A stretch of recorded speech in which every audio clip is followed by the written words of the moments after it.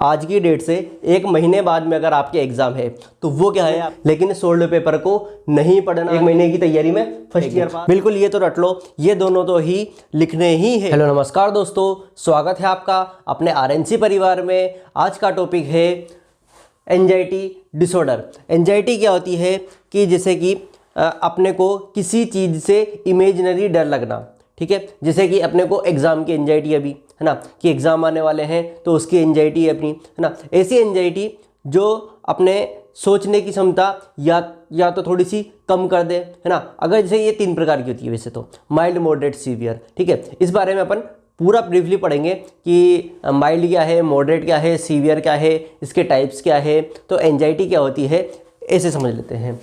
It is commonest psychiatric symptom present in almost all psychiatric disorder. मतलब क्या है, anxiety एक प्रकार का ऐसा सिम्टम है, एक ऐसा सिम्टम जो हर प्रकार के साइकेट्रिक डिसऑर्डर में पाया ही जाता है, ठीक है। लगभग सभी में मिलेगा ये। इसीलिए जो डॉक्टर होते हैं ना, बिल्कुल जो डॉक्टर साइकेट्रिक डॉक्टर होते हैं, वो अगर उनके पास कोई भी पेशेंट आता है तो वो एक ड्रग जरूर लिखते हैं। कौन सी? एंटी एंजाइटी की। एंटी एंजाइटी ड्रग मतलब जो सेडेटिव कोज करती है, स्लीपिंग पिल्स को एंटी एंजाइटिक ड्रग बोलते हैं, ठीक है। आगे देखो डेफिनेशन क्या है। A condition in which patient feel imaginary fear, या तो फिर क्या बोलते होंगे उसे, एंटिसिपेटरी थ्रेड या fear from future is called anxiety, ठीक है। क्या बोल दिया, या तो इमेजिनरी फियर होगा, ठीक है, या एंटिसिपेटरी थ्रेड होगा, या फिर फियर फ्रॉम फ्यूचर से डर लगना क्या है, एंजाइटी कहलाती है। ओके, एंजाइटी समझ आया, ठीक है। आगे देखो एंजाइटी होती किससे है। एंजाइटी के कुछ अपन ने फैक्टर लिखे हैं। कुछ फैक्टर में क्या क्या है, जैसे कि गाबा एक प्रकार का न्यूरोट्रांसमीटर है, ठीक है। क्या है?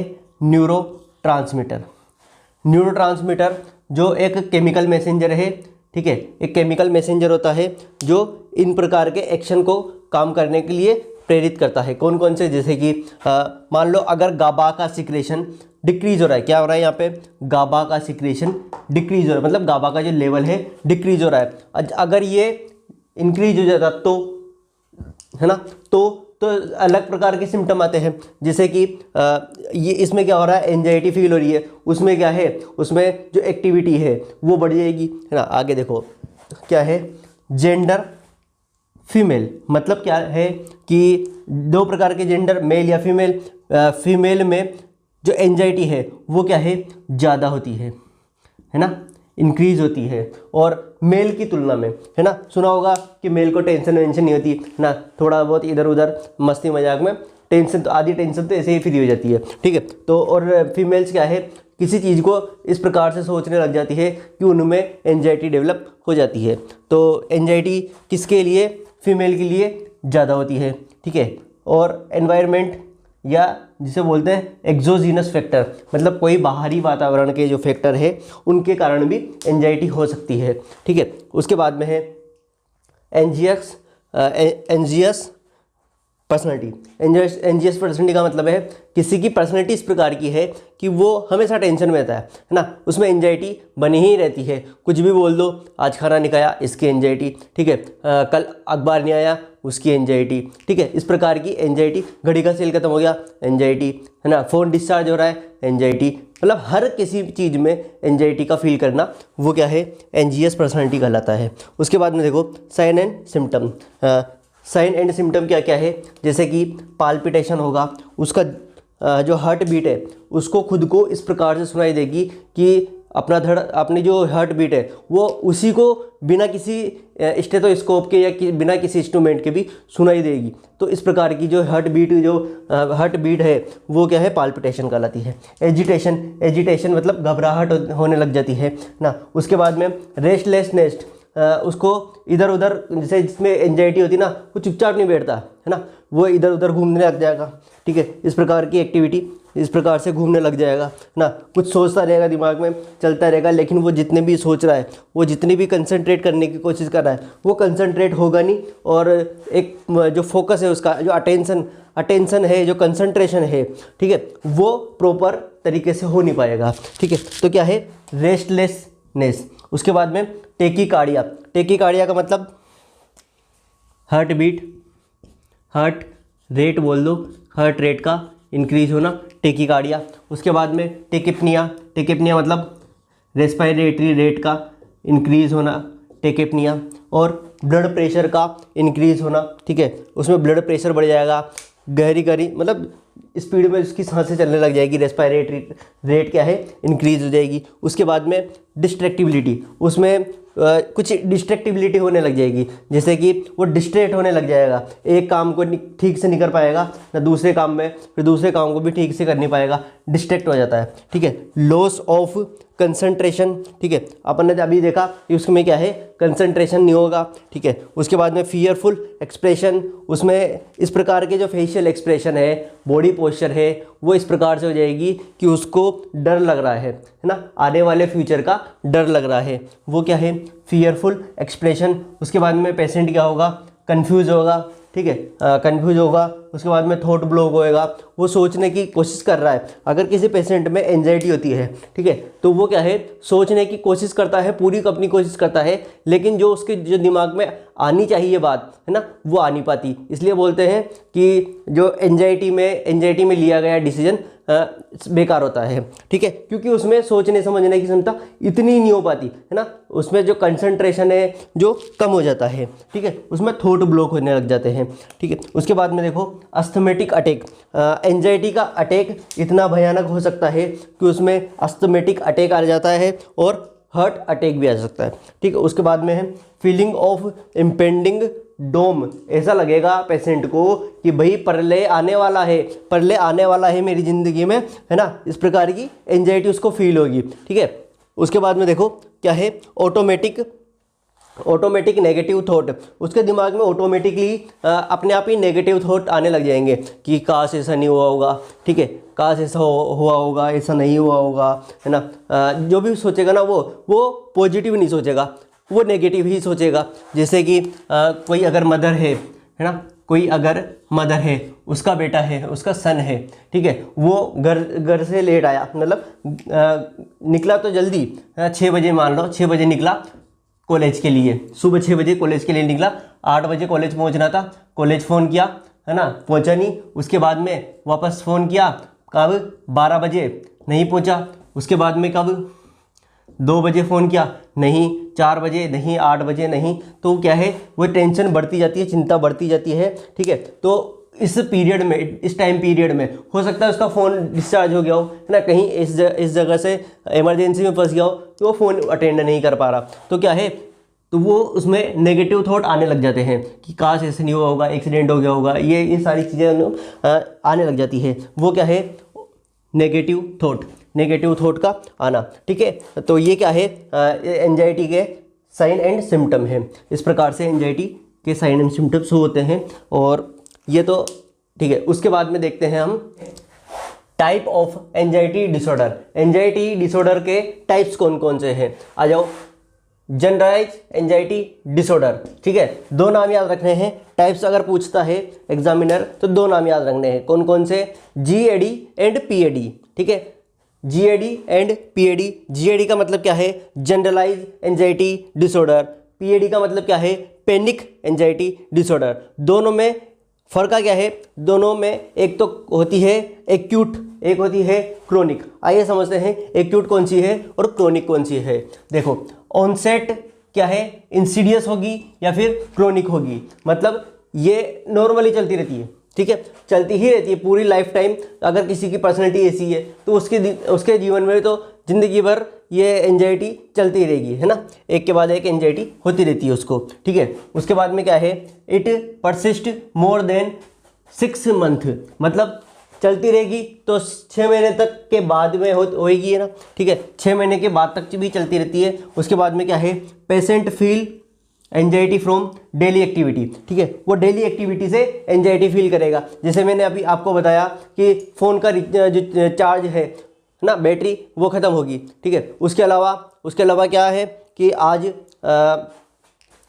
उसके अलावा जैसे वॉच है, वॉच ख़राब होगी है ना, कोई भी ऐसी चीज़ है, ईयरफोन है टूट गए है ना, ये डेली एक्टिविटी है। आज घर से निकलने में, कॉलेज जाने में लेट हो गया, ये है ना। इस प्रकार की छोटी मोटी ज़्यादा बड़ी नहीं, बस छोटी मोटी जो एक्टिविटी है, जो डेली एक्टिविटी है, उसको परफॉर्म करने में ही उसको एंजाइटी फील होती रहती है। ठीक है, ये क्या है, ठीक है, कौन सी है, जनरलाइज एंजाइटी डिसऑर्डर। जनरल काम में, जो उसके जनरल काम है उसमें भी उसको एंजाइटी फील होती है।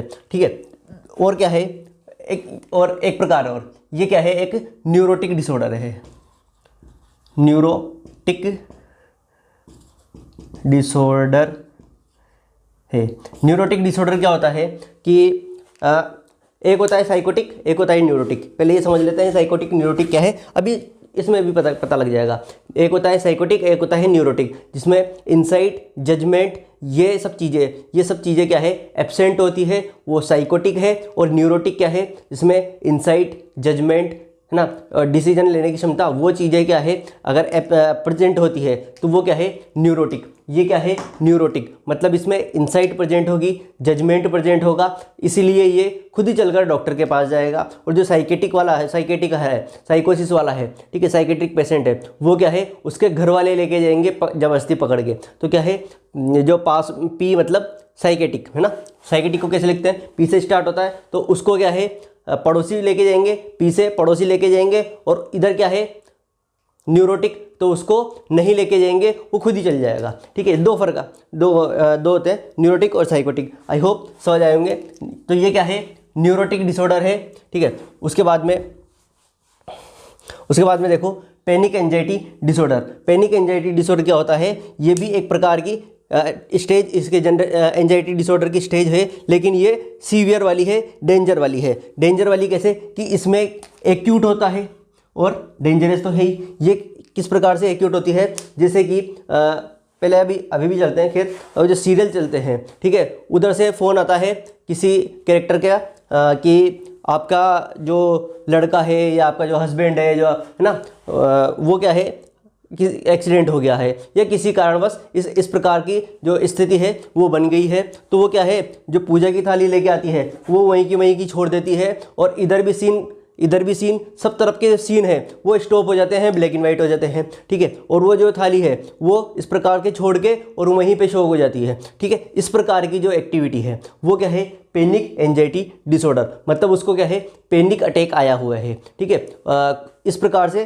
पैनिक अटैक कौन समझते हैं कि पैनिक एंजाइटी अटैक क्या है। ठीक है, आगे देखो, ये क्या है, 6 महीने से कम में होगी, मतलब एक्यूट होगी तो 6 महीने से कम में होगी। ठीक है, उसके बाद में क्या, जो इम्पोर्टेंट क्या है कि प्रलय आने वाला है, उसको ऐसा फील होगा कि बस अब तो कुछ नहीं है, अब तो मरेंगे, अब तो प्रलय आने वाला है ना, जो भी मेरे साथ में हुआ बस अब तो गया। ठीक है, उसके बाद में क्या है, सिम्टम आर मोर सीवियर, वो उसके जो सारे सिम्टम हैं वो क्या है, मोर सीवियर हो जाएंगे, बिल्कुल पीक पर चल जाएंगे। वो क्या है, panic anxiety disorder. I hope panic anxiety disorder समझ आया होगा। तो ये 2 टाइप के हैं, कौन से, बिल्कुल जनरलाइज एंजाइटी डिसऑर्डर, और नेक्स्ट है panic anxiety disorder. Generalise anxiety disorder में तो जनरल जो वर्क होते हैं उनमें प्रॉब्लम आती है, मतलब उनमें ही एंजाइटी बनी रहती है। पैनिक एंजाइटी अटैक में क्या है, किसी भी बात की वो टेंशन इतनी लेती है, एंजाइटी इतनी होती है, फीमेल की, जो क्योंकि अपन ने कोर्स में लिखा ना फीमेल होती है तो लेती है। तो पैनिक में क्या है, वो एकदम से ही उस अपना जो बॉडी का जो पोस्चर है, ठीक है, वो खो देती है, कंसंट्रेशन खो देती है, माइंड उसका क्या है, बिल्कुल ब्लॉक हो जाता है। ये क्या है, panic anxiety attack, panic anxiety disorder है। ठीक है, उसको पैनिक एंजाइटी अटैक आता है। उसके बाद में देखो क्या है, टाइप्स, एक और टाइप से, कौन से, अकॉर्डिंग टू सीवियरिटी। ठीक है, ये क्या है, सीवियरिटी के आधार पर 3 टाइप से बोले गए हैं। कौन से, जहाँ कहीं भी अकॉर्डिंग टू सीवियरिटी आ जाए तो 3 ही टाइप होंगे। कौन से, माइल्ड, मॉडरेट, सीवियर। अगर किसी में वेरी सीवियर आ जाता है ना, तो वो अलग है। फिर माइल्ड, मॉडरेट, सीवियर 3 प्रकार के हैं। तो माइल्ड देखो क्या है, जैसे कि मैं एक उदाहरण से समझाता हूँ। जैसे जो भी आज डेट है, आज की डेट में के बाद में अगर आपके 1 महीने बाद में एग्ज़ाम आते हैं, क्या बोला, आज की डेट से 1 महीने बाद में अगर आपके एग्ज़ाम है तो वो क्या है, आपकी माइल्ड एंजाइटी है।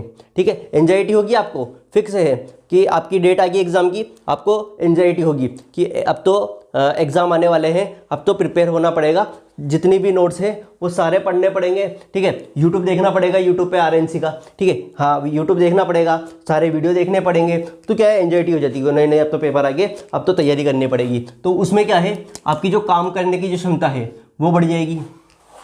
ठीक है, काम करने की क्षमता बढ़ जाएगी, क्योंकि क्या है, पूरे साल तो अपन पढ़े ही नहीं।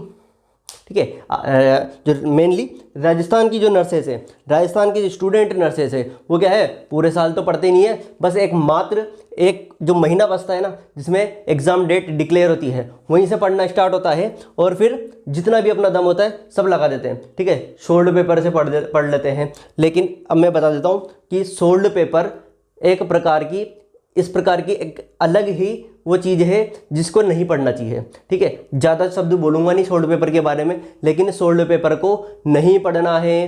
ठीक है, ये बातें पुरानी होगी, ठीक है, कि 5 साल पुराने अपने पेपर उठा के देख लिए, तो ये बात अब नहीं चलती है। ठीक है, अब क्या है, इस प्रकार से होगा कि तुम्हें पता तक नहीं चलेगा क्वेश्चन कहाँ से आ गया। ठीक है, लेकिन क्या है, अपन आरएनसी का यूट्यूब चैनल को अपन ने विजिट कर रखा है ना, तो उसके अपन डेली वीडियो देखते रहते हैं। तो यहाँ पर जितने भी टॉपिक पढ़ाए जाएंगे, ठीक है, जहाँ पर जितने भी टॉपिक पढ़ाए जाएंगे वो एग्ज़ाम के दृष्टिकोण से, ठीक है, एग्ज़ाम के अकॉर्डिंग बिल्कुल इंपॉर्टेंट होंगे, तो वही पढ़ाए जाएंगे, मैक्सिमम टॉपिक तो वही होंगे। तो जितने भी आपने अभी तक जो वीडियो अगर मिस कर रखे हैं, तो सारे वीडियो जाके देखो, है ना, उसका लिंक यहाँ पर दे दूंगा मैं आई बटन में, तो सारे के सारे वीडियो आप देखो, तो वो क्या है, सोल्ड पेपर से काफ़ी अच्छे हैं, आपको ऐसे इजीली समझ में आ जाएंगे। ठीक है, तो वो चीज़ है। अब देखो, माइल्ड एंजाइटी होगी आपकी, प्रोडक्टिविटी इंक्रीज होगी, क्या है, कंसंट्रेशन इंक्रीज हो गया, क्योंकि कंसंट्रेशन बढ़ेगा आपका कि 1 महीने बाद पेपर है, अब तो पढ़ाई करनी पड़ेगी, और उसमें आप इतनी तैयारी कर लेते हो कि पास हो जाते हो। ठीक है, हाँ वही जैसे भी फर्स्ट ईयर में पास हुए ना आप, बिल्कुल वैसे ही 1 महीने की तैयारी में फर्स्ट ईयर पास, सेकेंड ईयर पास, इस प्रकार से। ठीक है, तो कंसंट्रेशन आपका इंक्रीज हो गया। उसके बाद में गुड फॉर लाइफ के लिए अच्छी है, मतलब बोलते हैं ना कि थोड़ी सी एंजाइटी अपने अंदर होनी ही चाहिए। वो क्या काम करती है, बिल्कुल वो क्या काम करती है, मोटिवेशन का काम करती है। थोड़ी सी एंजाइटी अपनी लाइफ में होनी ही चाहिए, वो अपने जो जीवन में मोटिवेशन का काम करती है। ठीक है, उसके बाद में है सेकंड नंबर की क्या, मॉडरेट एंजाइटी, मतलब माइल्ड से कम और सीवियर, माइल्ड से ज़्यादा और सीवियर से थोड़ी सी कम, क्या है, बीच वाली है। कौन सी, मॉडरेट एंजाइटी। इसमें क्या होता है कि ये सारी चीज़ें कम हो जाती है। कौन सी, प्रोडक्टिविटी थोड़ी सी कम हो जाएगी। ठीक है, कंसंट्रेशन थोड़ा और कम हो जाएगा। उसके बाद क्या है, देखो इंपॉर्टेंट क्या, physical symptom start to appear, जो फिजिकल सिम्टम है वो स्टार्ट हो जाते हैं दिखना। ठीक है, उसके बाद में ability to work still present, जो एबिलिटी है वर्क करने की वो क्या है, प्रेजेंट रहती है। मतलब इसमें थोड़े से इसके गुण हैं, थोड़े से इसके गुण हैं।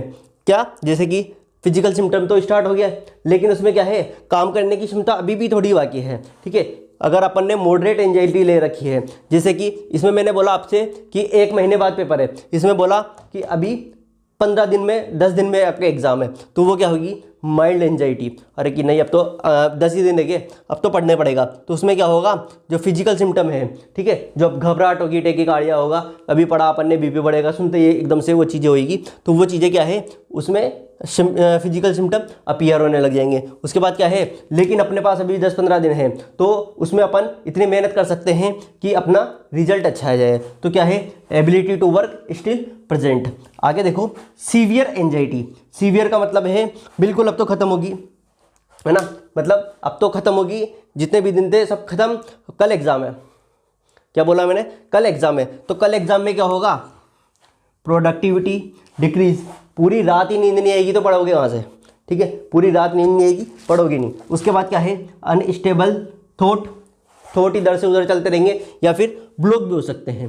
ठीक है, सीवियर एंजाइटी में क्या है, थॉट ब्लॉक भी हो सकते हैं, और क्या है, severe physical symptoms are appear, मतलब क्या, जो इधर जो सिम्टम दिखना स्टार्ट हो रहे थे ना, वो पूरे के पूरे यहाँ पर शो हो जाएंगे। तो ये कौन सी है, सीवियर एंजाइटी। ठीक है, कौन कितने टाइप पढ़े अपन ने, 3 टाइप पढ़े, mild, moderate, severe. I hope ये वाला जो टाइप्स है और ये वाले जो टाइप्स है वो आपको अच्छी तरह समझ में आएंगे।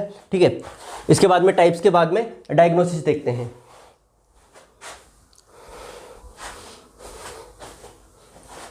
तो आइए अब समझते हैं डायग्नोसिस। डायग्नोसिस में क्या है, फिजिकल एग्जामिनेशन, हिस्ट्री टेकिंग और मेंटल स्टेट एग्जामिनेशन, MSE। ठीक है, MSE।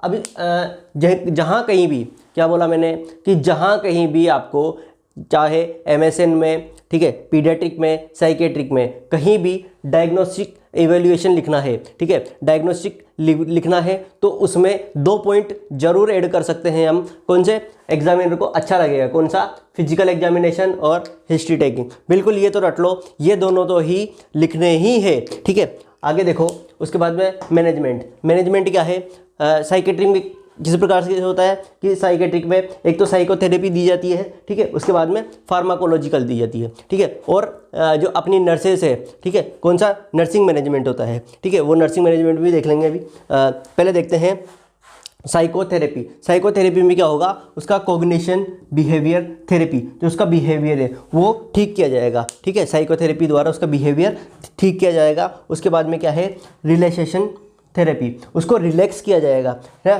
थेरेपी के द्वारा पेशेंट को रिलैक्स किया जाएगा। रिलैक्स कैसे होगा, जैसे कि उसको मान लो सॉन्ग सुनना पसंद है ना, सॉन्ग को लिसनिंग करना पसंद है तो उसको सॉन्ग सुनाएंगे। ठीक है, अगर कुछ उसको एक्टिविटी, अदर एक्टिविटी में अगर करना पसंद है तो उसको अदर एक्टिविटी करेंगे। मतलब जो उसकी एंजाइटी है उसको डाइवर्जन थेरेपी के द्वारा अलग दिशा में मोड़ देंगे। ठीक है, तो वो एंजाइटी वहीं ख़त्म हो जाएगी और उसको अलग जो काम है उसमें मन रखता रहेगा। जैसे किसी की में पेंटिंग करने का शौक है तो उसको ब्रश पकड़ा के अच्छी से पेंटिंग बनाने को कहेंगे। ठीक है, इस प्रकार की एक्टिविटी हम करवा सकते हैं। उसके बाद में क्या है, योगा मेडिटेशन, है ना, योगा भी करवा सकते हैं, मेडिटेशन भी करवा सकते हैं। क्योंकि मेडिटेशन, है ना, यहाँ पर लिख लो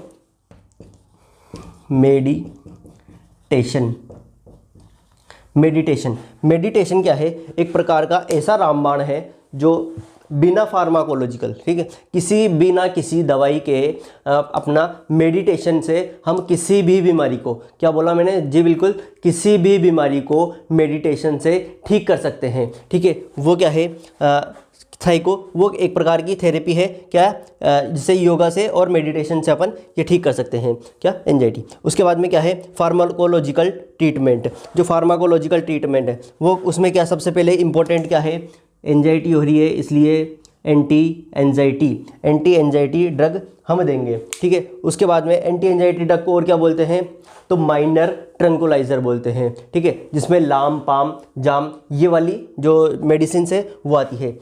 जैसे कि ये रही पाम, ठीक है, बेंजोडाइजेपाम होगी, लोराजेपाम होगी। ठीक है, ये सारी चीज़ें हम इसमें देते हैं। उसके बाद क्या है, low dose of anti depressant भी हम देंगे, वो भी कौन सा, लो डोज में। और कौन सा देंगे, सेट्रालिन। ठीक है, देखो सेट्रालिन ये कहाँ से आई, ये है SSRI की, है ना।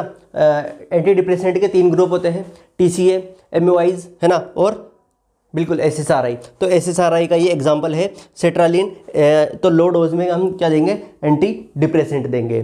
तो आई होप ये एंजाइटी डिसऑर्डर आपको अच्छा समझ आया होगा। ऐसे ही वीडियो देखने के लिए लाइक करें, सब्सक्राइब करें और शेयर करना बिल्कुल ना भूलें। Thank you so much.